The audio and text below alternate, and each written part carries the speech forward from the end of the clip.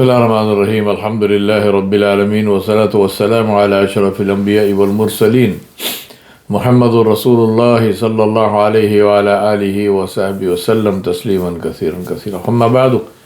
My brothers and sisters, the topic of my khutbah this week is the chains in the mind. The chains in the mind. These are the chains which are the essential chains of slavery. It's not the shackles on the wrists or the ankles, it's not the chain around the neck.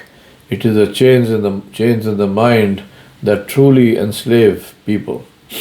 Living is about making choices, the choice to be a victim of circumstances or to do something about circumstances and be their master.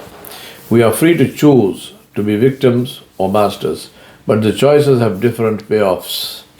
Both stances, victim and masters, are subject to the same givens of society, environment, organization, and so on, but have very different implications in terms of our own development and happiness.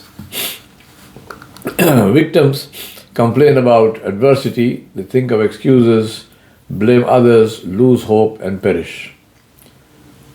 This is a checklist how to decide whether you are a victim or a master.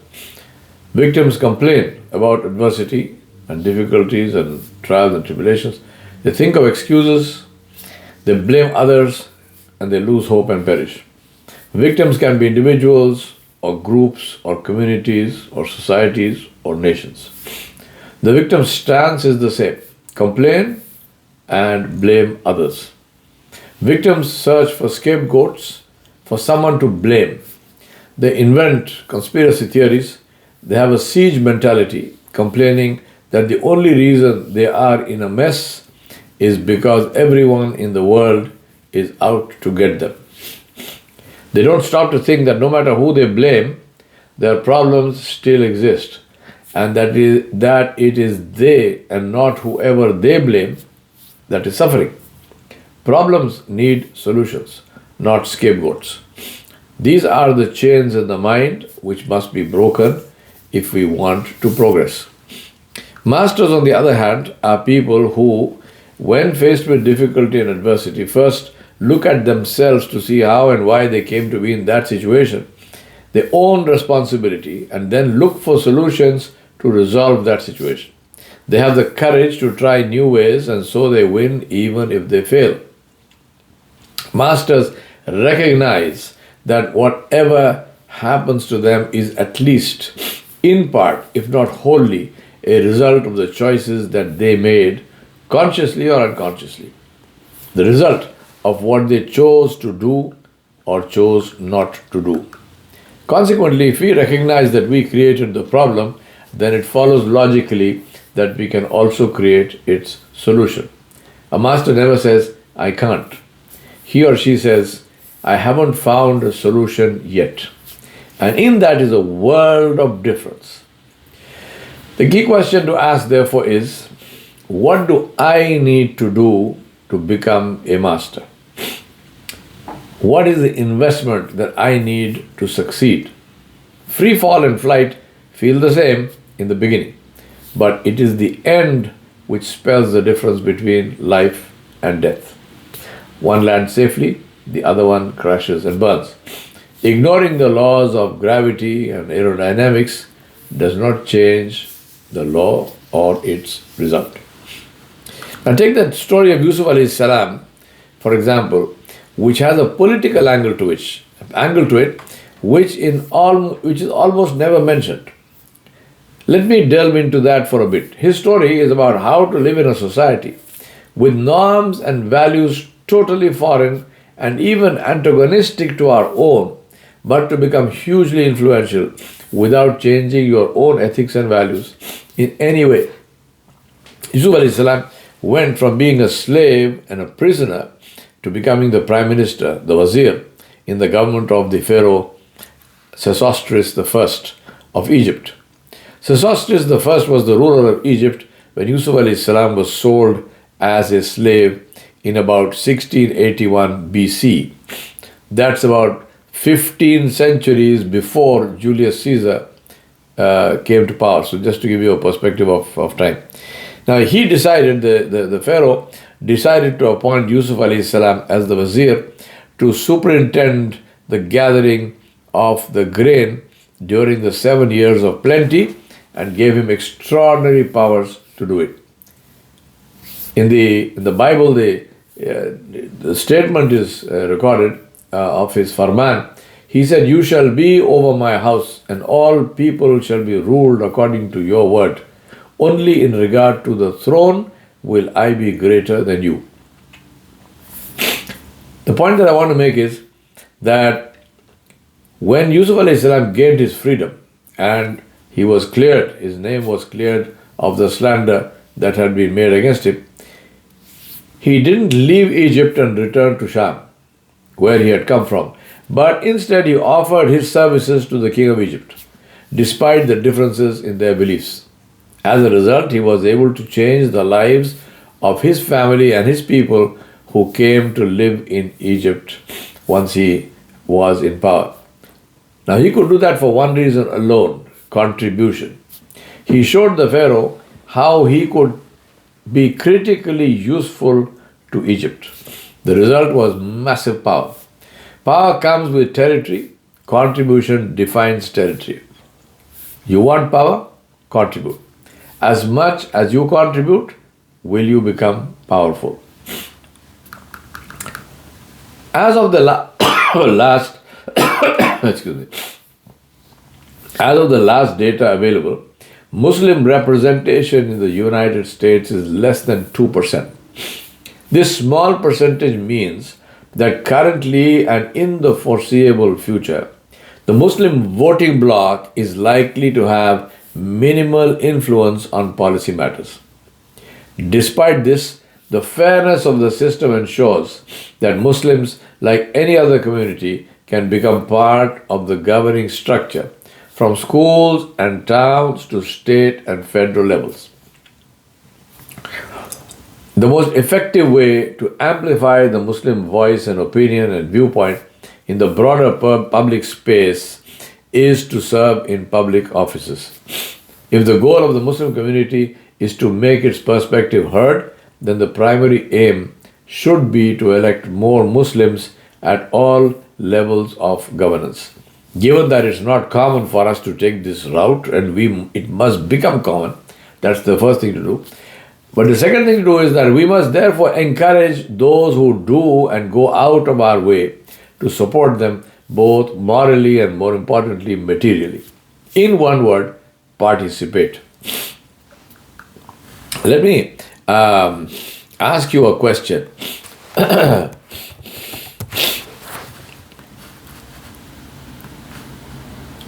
Do you want to be winners or losers? I mean, a dumb question, but do you want to be winners or losers?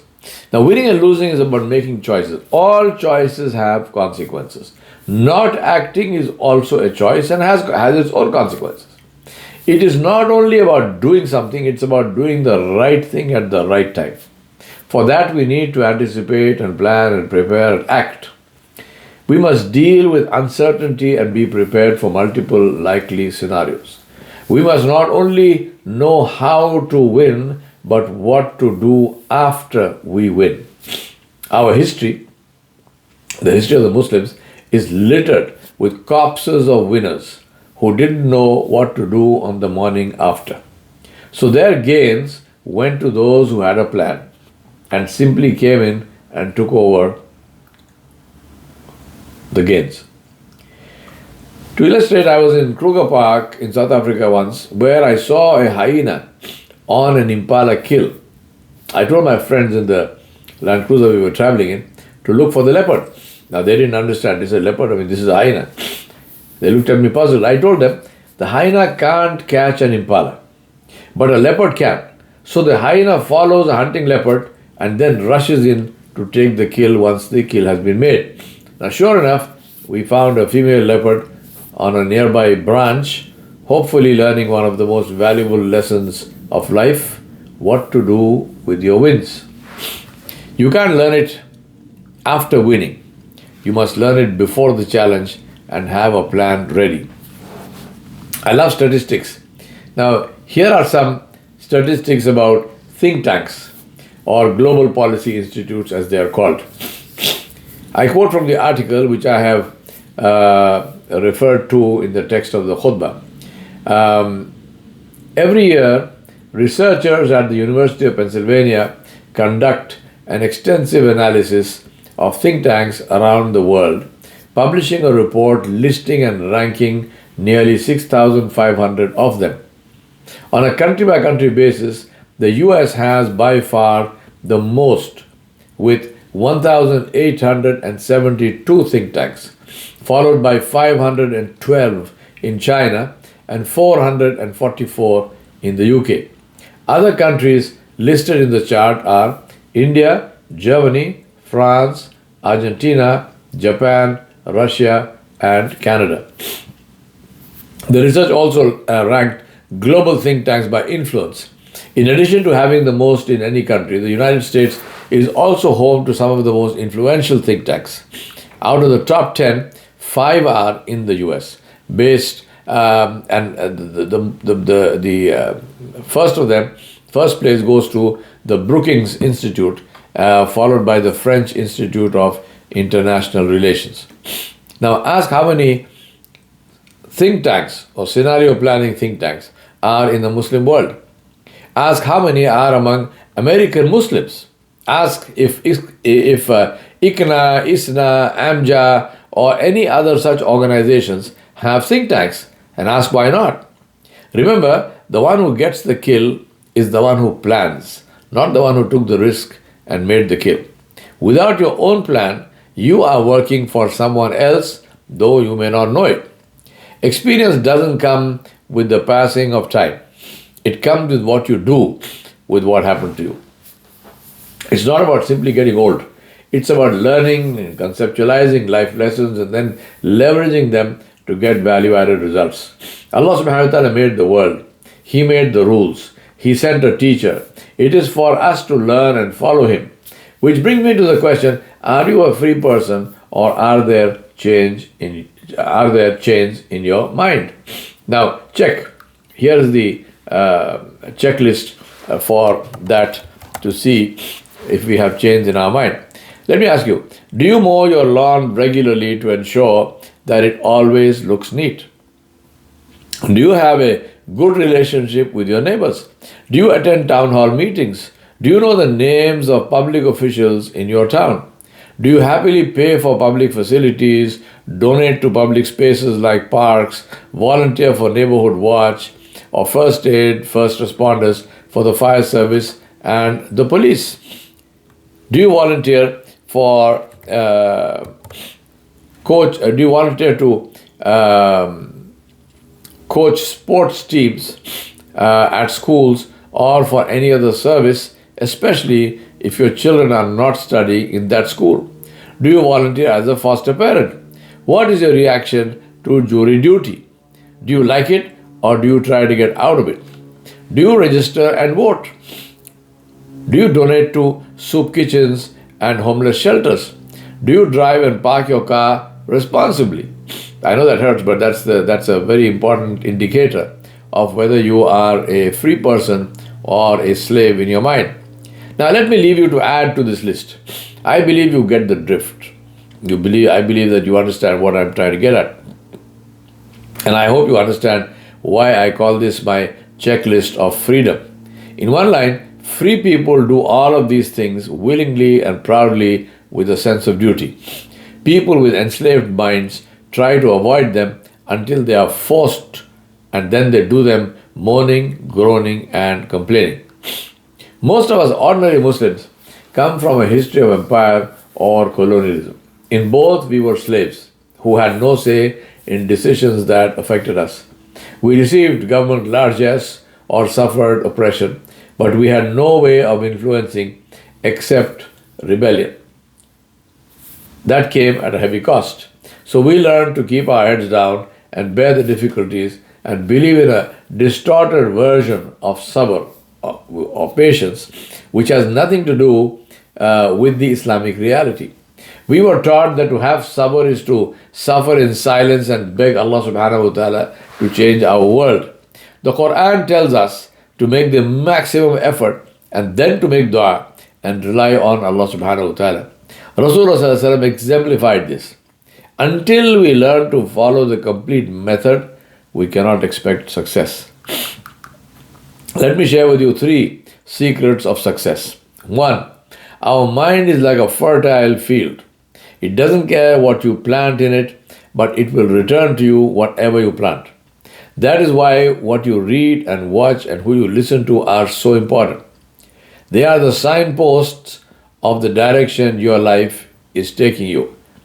If you are going in the right direction, continue. If not, you must change direction. To go in the direction of a particular destination, but to expect to reach a destination on the opposite side is a sign of insanity. Number 2, attitude comes before success in the dictionary and in life. Therefore, remind yourself that present circumstances do not decide if you will succeed or fail. They only decide where you need to start. The race doesn't end when you fall. It ends when you fail to rise. Check why you fell and don't fall again for the same reason. We are talking about resilience, not stubbornness. Not stubbornness. Resilient people succeed, stubborn people perish. And sometimes, even though sometimes gloriously. Number 3, faith. To use my favorite quote by Barbara Winters, she said, when you come to the end of the light of all that you know and are about to step off into the darkness of the unknown, faith is knowing that one of 2 things will happen. There will be something firm to stand on, or you will be taught how to fly. So let us choose our goals wisely, make the maximum effort intelligently, and when all work is done, stand in the night and beg Allah subhanahu wa ta'ala for success. Remember, it doesn't matter whether you lose or win. What matters is what you stand for. Remember that in a world and life where you can be anything, be kind first. Then be anything else you like, because kindness adds value to everything we do. As Imam Bukhari reminded us, the hadith of Rasulullah said, be kind, for whatever kindness becomes a part of, it beautifies it. Whenever it is taken away from something, it leaves it tarnished. You want to change the world? Then be kind, be honorable. Work for the pleasure of Allah alone. And remember that one day we will all be called to account. Remember that we are never alone and Allah subhanahu wa ta'ala is always with us. So take courage from that to face whatever hardship we face, because we know that it comes only by Allah's permission, and the one who permitted it is Ar-Rahman Ar-Rahim, the most beneficent, the most merciful. Face the world as Ibrahim alayhi salam did, sitting trussed up in the cup of the trebuchet, as Musa alayhi salam did with the sea in front of him and the army of the Pharaoh behind him, and as Rasulullah sallallahu alaihi wasallam did in the cave, with tranquility in the heart and a smile on the lips, knowing that they were not alone and that Allah subhanahu wa ta'ala was with them. That is how our prophets were, and that is how we should be. Have courage and faith. وصلى الله على نبي الكريم وعلى آله وصحبه أجمعين برحمتك يا أرحم الراحمين.